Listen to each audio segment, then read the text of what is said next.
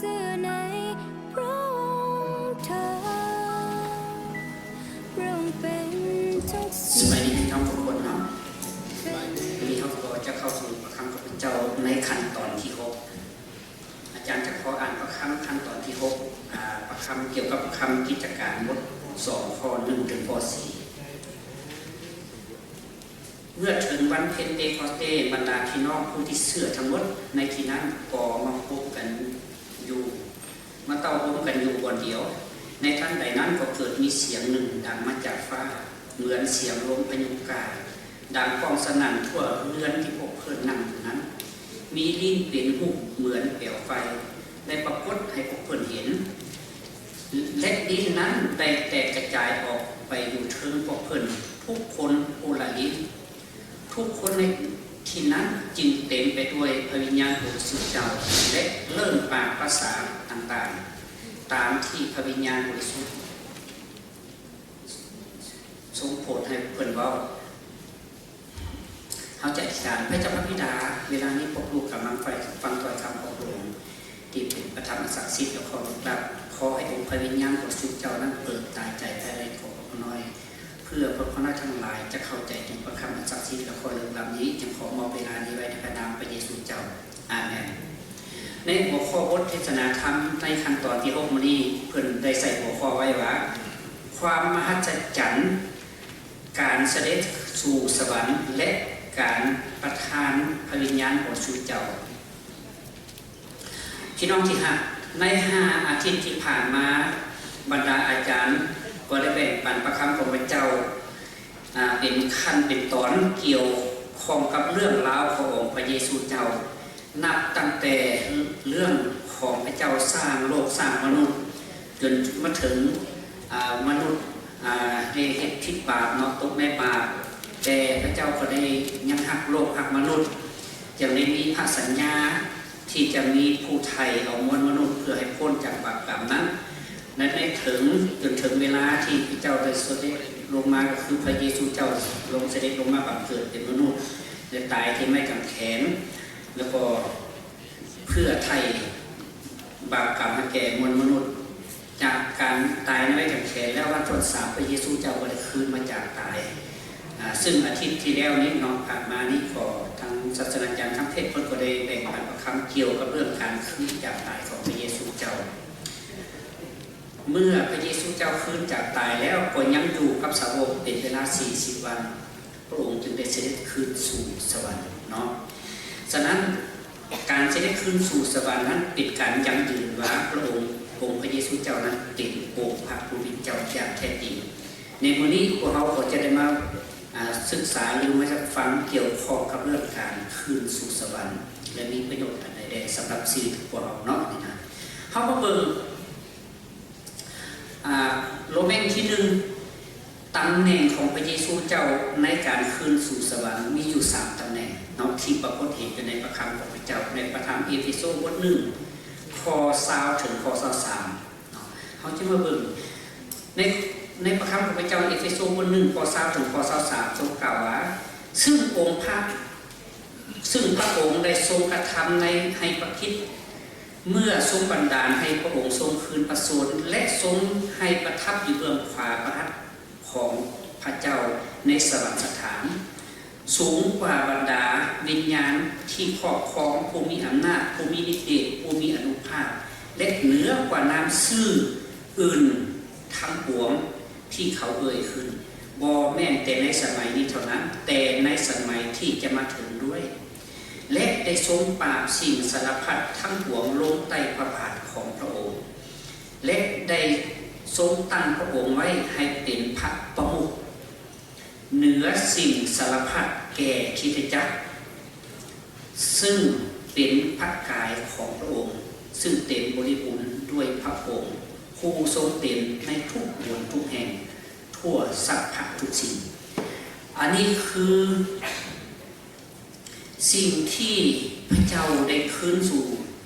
เสด็จคืนสู่สวรรค์นั้นพระองค์ได้ไปรับ3ตำแหน่งที่เป็นพิเศษอยู่ในที่นี้เนาะเขามาเบิ่งข้อ1น้อยเนาะข้อ1น้อยพระเย ซูเจ้าเสด็จขึ้นสู่สวรรค์นั่งบัลลังก์นั่งเทิงบัลลังก์การปกครองสูงสุดที่พระคำเขาอ่านเป็นเมื่อกี้นี้เนาะนี่คือตำแหน่งที่หนึ่งหมายความพระเยซูเจ้าขึ้นสู่สวรรค์นั้นพระเยซูเจ้าได้นั่งอยู่กำขวาพระหัตถ์ของพระบิดาเจ้าปกครองในบัลลังก์สูงสุดเพื่อเป็นจอมกษัตริย์และจอมเจ้านายปกครองเหนือทุกสิ่งในประธรรมพาณิมิตบท19ข้อ16เนาะ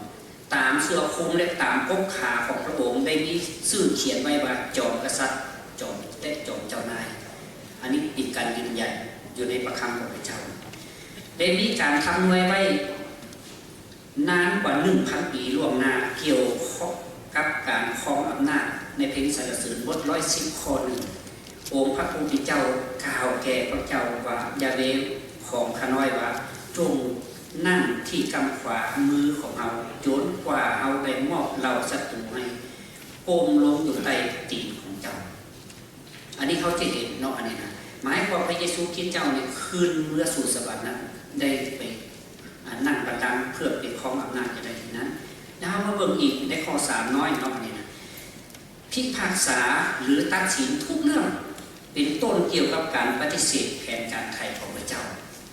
อันนี้เป็นอย่างเขาจำเหตุงานข่าวประเสริฐทุกวันนี้เขาจะบอกหนทางแห่งความรอดพ้นให้แก่มวลมนุษย์เพราะว่าพระเยซูเจ้าขึ้นมารับอำนาจอันนี้เขาได้ประกาศข่าวเรื่องนี้ถ้าว่า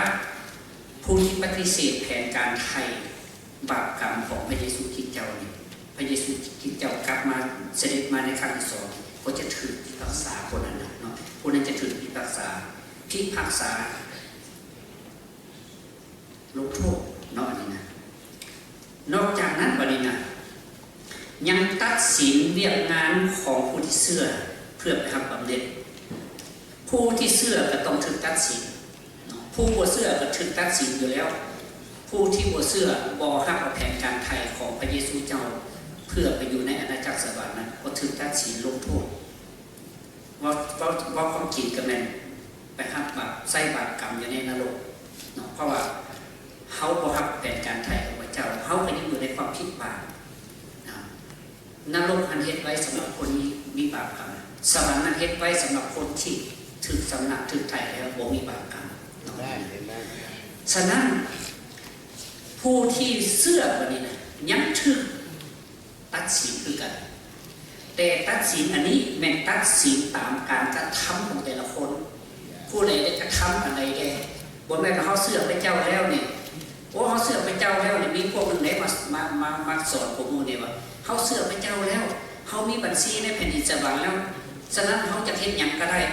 เฮ็ดผิดก็ได้เฮ็ดถูกก็ได้บ่เป็นหยังเพราะว่าเขามีบัญชีในสวรรค์แล้วจากพวกนี้ไปพุ่นเขาก็ไปอยู่พุ่นแล้วพระเจ้าจดชื่อเขาไว้แล้วเฮ็ดผิดเฮ็ดถูกบ่เป็นหยังอันนั้นเป็นคำสอนที่ผิดเขาอยู่ในโลกนี้เขายังต้องดำเนินชีวิตในทางความเชื่อเพราะความเชื่อมีการปฏิบัติเป็นความเชื่อที่ตายดังนั้นพระเยซูเจ้านี่ยังจะต้องพิพากษารวมทั้งคนที่เชื่อด้วยพิพากษาคนเชื่อด้วยเนาะนี่นะเขากระทำอันใดเขาก็ได้รับอันนั้นเขารับใช้พระเจ้าก็พิพากษาเขาให้ไปรับบำเหน็จทำมงกุฎทำรางวัลถ้าเขารับใช้น้อยเขาก็ได้รับเขาก็รับรางวัลน้อยเขารับใช้หลายเขาก็ได้รับหลายแต่อย่าลืมเลยผู้ต้นเป็นปลายผู้ปลายเป็นต้นก็มีบางเชื่อห้ามใจหลายแต่ว่าสุดท้ายมาแผ่วทั้งปลายก็เขาก็ได้ทำบำเหน็จน้อยขึ้นกันเลยเขาต้องรักษาบำเหน็จของเขาไว้เนาะในประคำพี2 โครินธ์บท 5 ข้อ 10ด้วยว่าจำเป็นที่พวกเขาทุกคนจะต้องปรากฏตัวต่อหน้าบัลลังก์พิพากษาของพระคริสต์เพื่อแต่ละคนจะได้รับสมกับการที่ตนเองเฮ็ดในร่างกายนี้แล้วแต่จะดีหรือชั่วอันนี้หมายถึงคนที่เชื่ออันนี้เขาเฮ็ดดีเขารับใช้ขนาดไหนการรับใช้นั้นก็บ่ได้หมายความว่าต้องมาเป็นอาจารย์ทั้งหมดทุกคนต้องมาเป็นผู้ปกครองทั้งหมดทุกคนบ่แม่นการรับใช้นั้นพระเจ้ามอบให้เขาอันใดเขาก็เฮ็ดอันนั้นว่าเขาเฮ็ดรอดในสิ่งที่เขารับไปเฮ็ดนี่คือการรับใช้พระเจ้า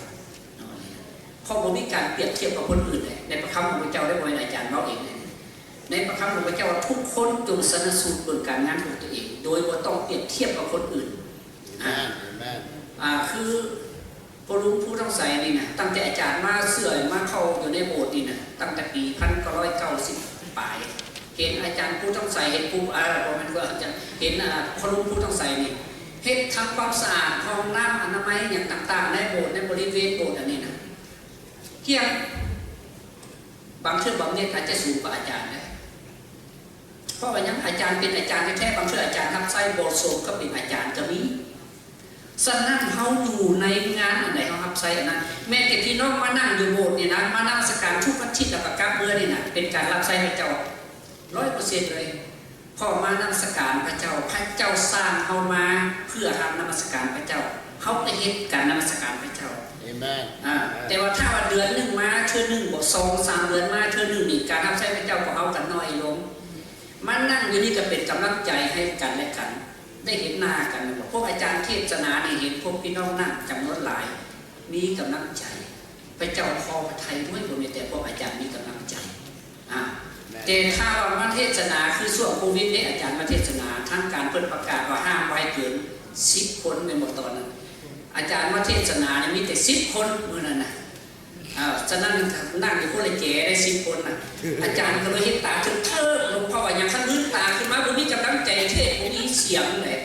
อาจารย์ก็เลยเฮ็ดตาเทิดเบิ่งแล้วก็เรียนรู้จักเทศว่าจะส่งอันนั้นไปทางโทรศัพท์เนาะให้แต่ละคนได้เบิ่งอยู่บ้านอยู่เพื่อนเฮ็ดคือก็ว่ามีคนเป็น200-300 คนอยู่นี่น่ะแต่ถ้าคิดใดแต่10 คนเนี่ยอาจารย์สิเทศกับไปนี่แหละฉะนั้นพี่น้องเลยการที่เฮามาโบสถ์การที่เฮาอธิษฐานเพื่อซึ่งกันและกันบางเทื่อเฮาอยู่บ้านเรือนแล้วอธิษฐานเพื่องานรับใช้พระเจ้านั่นเป็นการรับใช้พระเจ้านั่นเป็นการไปรับบำเหน็จกับพระเจ้าฉะนั้นสิ่งที่เฮาอยู่ในโลกนี้พระเจ้าจดจำเอาไว้ทั้งหมดว่าเฮาเฮ็ดหยังได้แล้วแต่สิดีหรือชั่วในพระคำของพระเจ้าเนาะพี่น้องมาอ่านตื่นกันได้2โครินธ์บท5ข้อ10เพื่อพี่น้องที่มีกำลังใจในการรับใช้พระเจ้านี่คืออันที่1สำหรับพระเจ้าเสด็จขึ้นสู่สวรรค์เนาะเพิ่นไปรับตำแหน่งนี้และตำแหน่งอันที่2เพิ่นไปรับตำแหน่งมหาปโลหิตพระเยซูเจ้าเสด็จขึ้นสู่สวรรค์นั้นไปรับตำแหน่งมหาปโลหิตในประธรรมเฮบเรบท4ข้อ14และข้อ16นั่งเทิงบัลลังก์แห่งพระคุณด้วยเหตุนั้นถ้า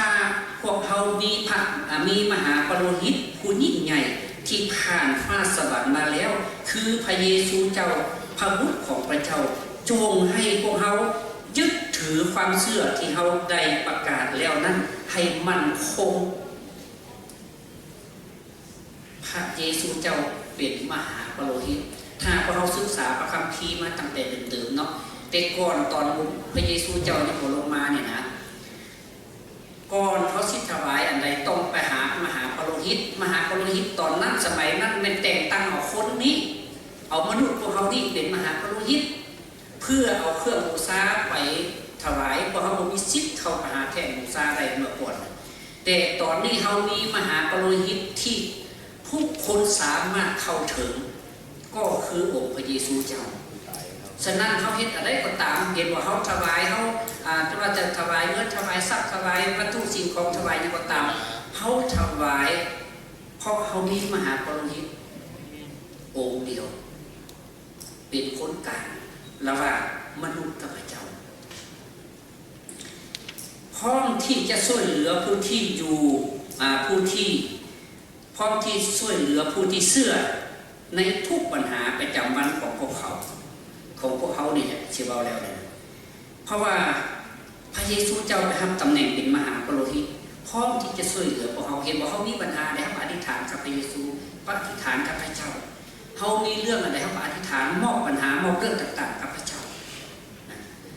ในพระธรรมเฮบเรบท4ข้อ16ที่เขากล่าวเมื่อกี้เนี่ยด้วยเหตุนั้นจงให้เขาทั้งหลายมีใจกล้าเข้าไปถึงพระที่นั่งแห่งพระคุณเพื่อพวกเขาจะได้รับพระเมตตาและพบพระคุณที่จะช่วยให้เขา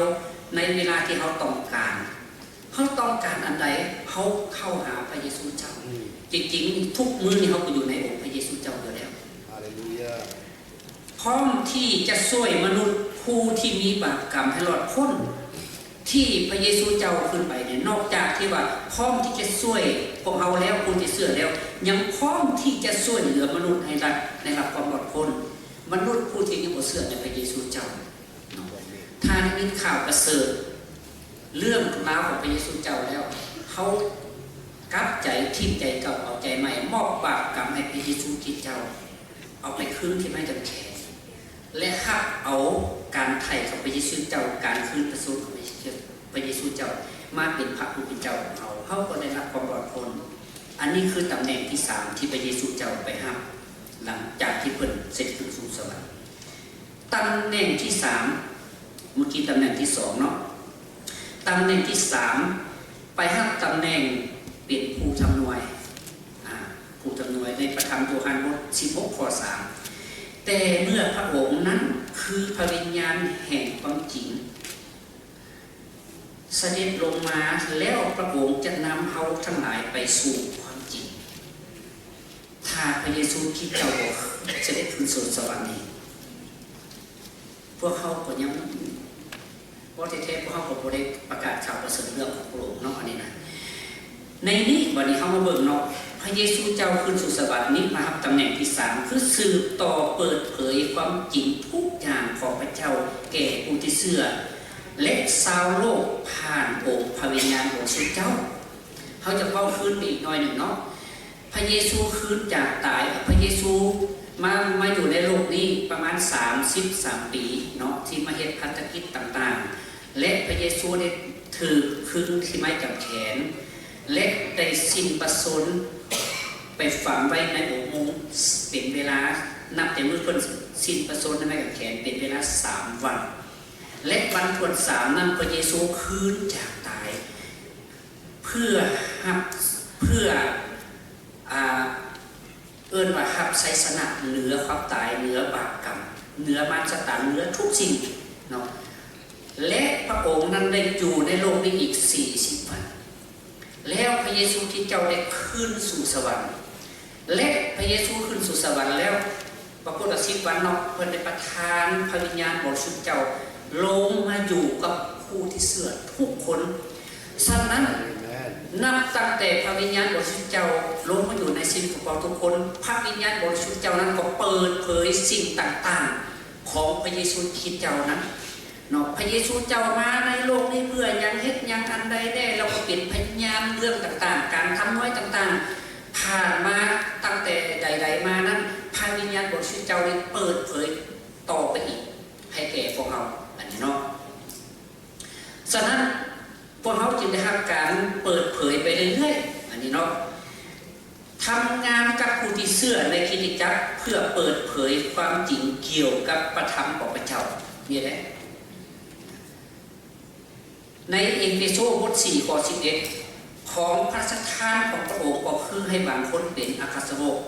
บางคนเป็นผู้ประกาศพระธรรมบางคนเป็นผู้ประกาศข่าวประเสริฐบางคนเป็นศิษยาบาลและเป็นอาจารย์ฉะนั้นของพระราชทานที่มาจากพระเจ้าให้แต่ละคนเป็นแต่ละอย่างบ่เหมือนกันอันนี้คือตำแหน่งที่พระเยซูเจ้าไปอยู่สวรรค์ขึ้นสู่สวรรค์นั้นเนาะหลายคนก็คิดว่าถ้าพระเยซูเจ้าบ่ไปสวรรค์เนี่ยบ่ขึ้นไปได้คืนมาแล้วยังอยู่ในโลกนี่นะสิมีประโยชน์อย่างอีกตื่นบ่แท้จริงก็มีอยู่ดอกประโยชน์แต่ว่าถ้าพระเยซูเจ้าบ่ไปบ่เสด็จขึ้นสวรรค์นั้นเฮาบ่ได้ประกาศข่าวประเสริฐให้พี่น้องเพราะประกาศบ่ได้เพราะพระเยซูยังอยู่ในเฮาได้ประกาศข่าวประเสริฐนั่นคือประกาศสิ่งที่พระเยซูเจ้าลงมาไถ่ของเฮาประกาศเรื่องราวต่างๆของพระเยซูเจ้านะอันนี้คือโลเมนที่1หรือว่าเอิ้นว่าประการที่1ใหญ่เนาะเฮาจะมาเบิ่งประการที่2หรือว่าโลเมนที่2ประโยชน์ยิ่งใหญ่สำหรับผู้ที่เชื่ออันบัดนี้เว้าถึงสำหรับพวกเขาในประเด็นพระเยซูเจ้าขึ้นสู่สวรรค์นั้นมีประโยชน์อย่างใดสำหรับพวกเขาผู้ที่เชื่อเนาะนี่นะข้อที่1ส่งพระผู้ช่วยอีกองค์หนึ่งคือพระวิญญาณบริสุทธิ์เจ้าเพื่ออยู่กับเขาตลอดไปนี่แหละถ้าพระเยซูเจ้าบ่ขึ้นสู่สวรรค์เนี่ยเขาจะบ่ได้มีพระวิญญาณบริสุทธิ์เจ้าอยู่กับพวกเขา ในพระธรรมโยฮันบท14ข้อ16ฝ่ายเฮาจะทูลขอพระบิดาเจ้าและพระองค์จะทรงประทานผู้ช่วยอีกองค์หนึ่งแก่พวกเจ้าเพื่อจะอยู่กับพวกเจ้าตลอดไปเป็นนิจอันนี้จะเป็นบทท่องอาทิตย์หน้าด้วยพี่น้องและพระวิญญาณบริสุทธิ์เจ้าอยู่กับเขาตอนไหนขอบคุณพระเจ้าที่พี่น้องจื่อได้นับจากมือเขาอาปากหับตอนเอาพระเยซูเจ้าหับเสื้อพระเยซูเจ้าปุ๊บพระวิญญาณบริสุทธิ์เจ้าก็อยู่กับเราทันทีเวลานั้นเลยอยู่กับเขาเลยและวันนี้เข้าอยู่ในชีวิตของเขานั้นหลายคนก็สงสัยว่าเขาหับเสื้อพระเจ้าแล้วแต่บางเทื่อเขานี่ไปใช้ชีวิตแบบตอนบ่เสื้อแบบโลกอยู่พระวิญญาณบริสุทธิ์หนีจากเขาบอกหลายคนสงสัยวันนี้นะบ่หนีแน่นอนบ่หนีอยู่แล้วอยู่เลยอยู่ตลอดไปเป็นนิจประคับคองเมื่อกี้ยืนยันแล้วอยู่ตลอดบ่ออกตามแต่ว่าเพิ่นจะบ่สำแดงอันใดออกในชีวิตของเขาถ้าพี่น้องอยากเห็นพระวิญญาณบริสุทธิ์เจ้าให้พี่น้องยับเขาใกล้พระเจ้ายับเขาให้ใกล้พระเจ้าพี่น้องอาจารย์เปรียบอันนี้เปรียบเจียใบนี้ด้วยเจียใบนี้เจียใบนี้เนี่ยถ้าพี่น้องเอาไปอยู่ใกล้ๆนี่นะพี่น้องสิเห็นอันอื่นหลายเจียใบนี้สิได้น้อยแม่นบอกนี่พี่น้องแน่มาเห็นเจียใบนี้น้อยแม่นบอกเห็นอันอื่นหลายกว่าแม่นบอกสมมุติเจียใบนี้เปรียบเป็นพระวิญญาณบริสุทธิ์เจ้าสมมุติเปรียบเป็นพระวิญญาณบริสุทธิ์เจ้าถ้าพี่น้องอยู่ห่างไกลพี่น้องสิเห็นน้อยแต่ถ้าพี่น้องยับเข้ามาใกล้ๆนี่นะพี่น้องสิเห็นอันนี้ใหญ่และเห็นอันอื่นน้อยลงอันนี้อาจารย์จะเปรียบให้เบิ่งถ้าพี่น้องเอาอันนี้มาอยู่ใกล้ๆตาเขานี่เขาจะเห็นอันอื่นนั้นน้อยหรือว่าเพื่อเราเห็นเลยอันอื่นนะเห็นโลกน้อยที่สุดเห็นพระเจ้าหลายฉะนั้นสิ่งที่เขาอยู่ใกล้พระเจ้ายับเข้ามาใกล้พระเจ้าอยู่บ้านอยู่เรือนเขาก็ตามเขาอยู่กับพระเจ้านมัสการพระเจ้าอธิษฐานกับพระเจ้าเขาเฮ็ดอะไรก็ต้องขึ้นว่าเขามีพระเจ้าอยู่ตลอดเขาบ่ต้องญาติคนบ่ต้องญาติอื่นบ่ต้องญาติมนุษย์เขาญาติพระเจ้าอันนั้นคือเขาอยู่ใกล้พระเจ้าถ้าเขาอยู่ใกล้พระเจ้าแบบนี้เขาจะเห็นพระเจ้าและพระวิญญาณของพระเจ้าจะทำงานในชีวิตของเขาทุกเรื่องเรื่องเป็นตาเสียก็บ่เสียเรื่องเป็นตาตายก็บ่ตายพี่น้องเวลาของอาจารย์ก็มีน้อยจริงๆอาจารย์ก็อยากโลกหลายอย่างแต่ว่าน้อยเพราะว่าหลังจากเทศอาจารย์ก็ขึ้นโยนไปแล้วพี่น้องที่หักเขามาเบิ่งอีกผู้ที่เชื่อได้รับฤทธิ์เดชเพื่อเป็นพยานและดำเนินชีวิตที่มีชัยชนะอยู่เสมอนี่เด้ออันนี้ประโยชน์เด้อประโยชน์ที่พระเยซูเจ้าขึ้นสู่สวรรค์นะประโยชน์อันที่สองผู้ที่เชื่อก็ได้รับฤทธิ์เดชเพื่อเป็นพยานบ่เป็นรับฤทธิ์เดชเพื่อเอาอะไรบ่เป็นรับฤทธิ์เดชเพื่อเอาฤทธิ์เดชนั้นไปใส่สำหรับเขาผู้เดียวเลยบ่แม่นเด้เขารับฤทธิ์เดชเรียกนะครับอำนาจนั้นเพื่อเป็นพยานในการดำเนินชีวิตที่มีชัยชนะอยู่เสมอทั้งเพื่อประโยชน์ของเขาแล้วก็เพื่อประโยชน์คนอื่นด้วยเพื่อพระเจ้าด้วยถ้าเขาไปเป็นพยานนี่นะฤทธิ์เดชจะบ่มีอยู่ในเขาพยานเรื่องพระเยซูนั่นแหละข่าวประเสริฐนั่นแหละเรื่องอาณาจักรสวรรค์นั่นแหละถ้าเขาเชื่อในพระเจ้าแล้วเขาไปมีพระวิญญาณบริสุทธิ์เจ้าอยู่ในชีวิตของเขาแล้วเขาต้องไปเป็นพยานเรื่องของพระเยซูเจ้าและเขาจะมีฤทธิ์เดชเพราะว่าข่าวประเสริฐนั้นเป็นฤทธิ์เดชเป็นอำนาจ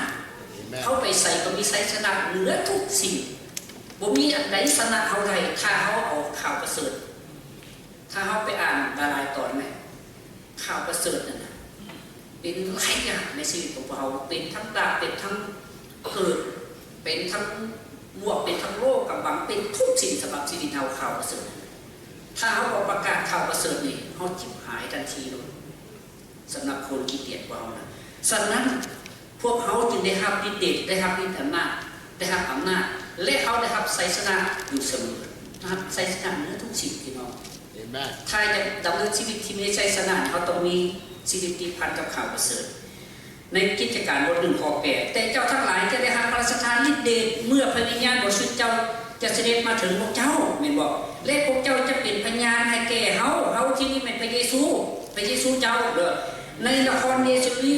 ยรูซาเล็มตลอดทั่วแผ่นยูดาห์กับทางซามาเรียและจนถึงที่สุดปลายแผ่นดินโลก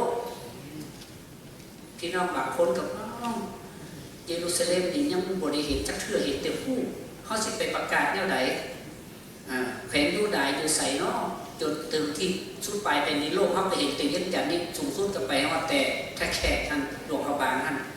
พี่น้องที่ห้าเยรูซาเล็มอันนี้อยู่บ้านเฮานี่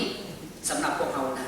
อยู่บ้านเฮานี่อยู่เฮือนเฮานี่อยู่ข้างบ้านข้างเฮือนเฮานั่นเยรูซาเล็มอย่าสุดไปคิดว่าเยรูซาเล็มอันน่ะประเทศอิสราเอลนั้นอันเดียวแหละเยรูซาเล็มในที่นี้สำหรับพวกเฮาเลยสำหรับคนลาวนี่น่ะมันอยู่เมืองลาวเฮานี่เฮาประกาศข่าวประเสริฐอยู่บ้านเฮานี่เมืองเฮานี่แขวงยูดาห์ของเฮาได้อยู่ไสอยู่แขวงนั้นแขวงนี้เฮาเด้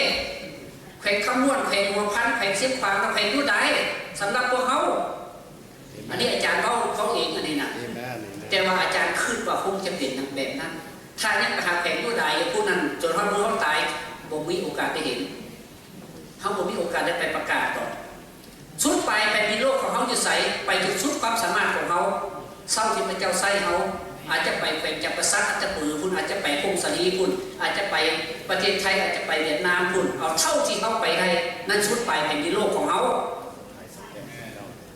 บนแม่สุดไปเป็นโลกเราต้องไปอเมริกาไปโซเวียตคุณรัสเซียคุณบนแม่นั้นอันนั้นฮอดมืดตายอาจจะบ่ได้เห็นนี่ละอาจจะบ่มีโอกาสประกาศฉะนั้นเขาอยู่ที่ใดเขาเอาเยรูซาเล็มเขาเป็นที่ตั้งอยู่ที่นั่นให้เขาเห็นงานนี้เป็นพยานสำหรับข่าวประเสริฐนี่แหละคือประโยชน์ของพวกเขาและประโยชน์อันที่3พระเยซูเจ้าอยู่กับเขาและทำงานผ่านชีวิตของเขาโดยทางองค์พระวิญญาณของเจ้าในพระธรรมโยฮันบท14ข้อ20เมื่อวันนั้นมาถึงพวกเจ้าจะฮู้ว่าเฮาอยู่ในพระบิดาเจ้าของเฮาพวกเจ้าก็อยู่ในเฮาและเฮาก็อยู่ในพวกเจ้านี่ประโยชน์อันที่3ประโยชน์อันที่4ต่อผู้ที่เชื่อและพระวิญญาณบริสุทธิ์เจ้าจะเปิดเผยถึงเรื่องบาปกรรมความชอบธรรมและการพิพากษาที่จะมาถึงพวกตนในโยฮันบท16ข้อ8เมื่อพระองค์เสด็จมาแล้วพระองค์นั้นและจะทรงบันดลให้โลกรู้แจ้งในเรื่องความพิบัติความชอบธรรมและการพิพากษานี่คือประโยชน์อันที่4สำหรับผู้ที่เชื่อสรุปแล้วบทเรียนสุดท้ายสำหรับวันนี้การเสด็จคืนสู่สวรรค์ของพระองค์เป็นการไปหาอำนาจและยั่งยืนว่าพระเยซูเจ้าเป็นองค์พระผู้เจ้าอย่างแท้จริงพระองค์สถิตและทำงานกับผู้ที่เชื่อโดยทางพระวิญญาณบริสุทธิ์เจ้าพระเยซูเจ้าได้เสด็จขึ้นเรือและพระองค์บอกว่าพระองค์จะเสด็จกลับคืนมาเหมือนดังที่คนเห็นพระองค์ขึ้นเรือสวรรค์อยู่ในกิจการ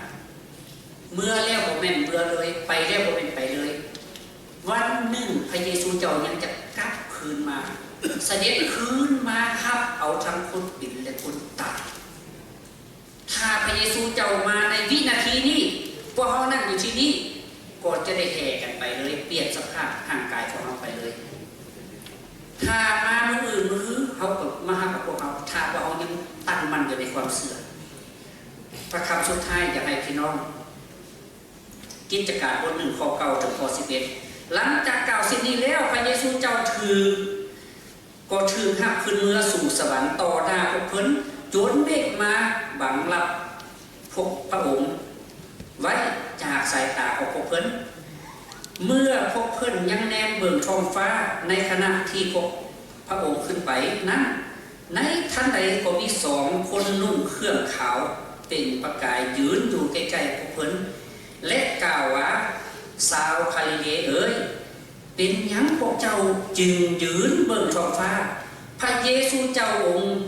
นี้ที่ถูกหักไปจากพวกเจ้าขึ้นสู่สวรรค์แล้ว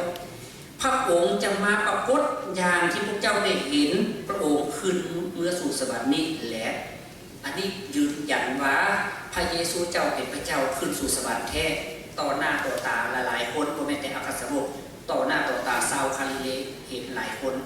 และยืนยันว่า